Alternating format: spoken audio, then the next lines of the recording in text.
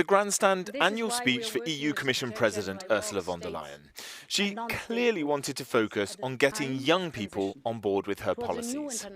Our union will be stronger if it is more like our next generation, reflective, determined and caring, grounded in values and bold in action. One of the big announcements was a summit on creating an EU defence union and potentially waiving VAT for military equipment sold internally in the EU. MEPs for countries which aren't in the NATO military alliance are concerned.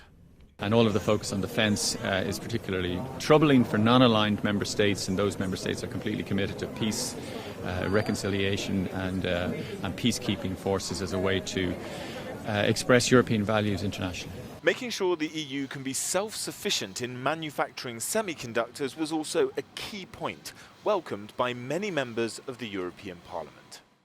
At last, I would say a majority recognizes that we have gone too far in making ourselves dependent.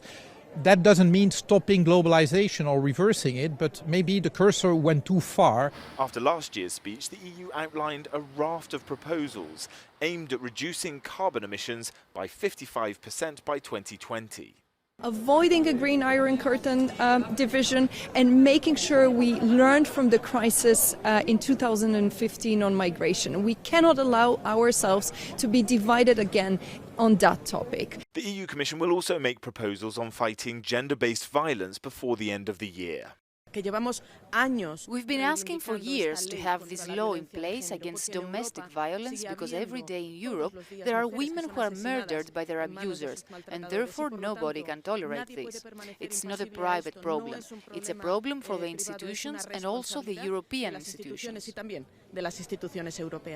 Yet again, the EU Commission President didn't directly mention Poland and Hungary when talking about the issues of democratic backsliding.